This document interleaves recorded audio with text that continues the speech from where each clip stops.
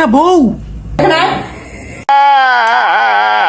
So hello everyone, কি অবস্থা সবার? আমি তোমাদের ভাই আছি চন্দন নীল, এবং আজকের ভিডিওটা শুধুমাত্র নতুন করে বিয়ে করতে চাও তাদের জন্য, মানে যারা বিয়ে করনি, মানে এবার বিয়ে করতে চাও, এবং আমার বিশ্বাস যে এটা দেখলে তোমাদের আর বিয়ে করতে ইচ্ছা করবে না।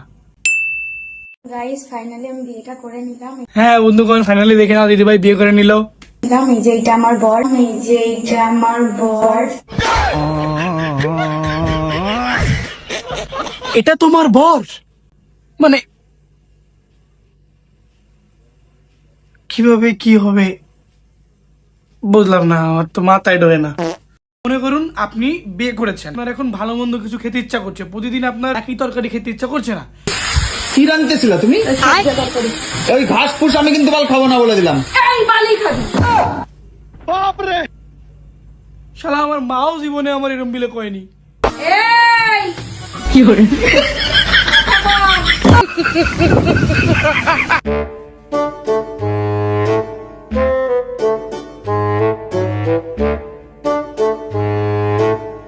আমি কোথাও যাবো না।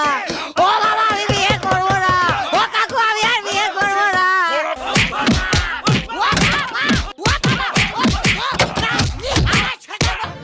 ও বাবা, ওরা কি আমায় মার্ডার করতে চেয়েছিল?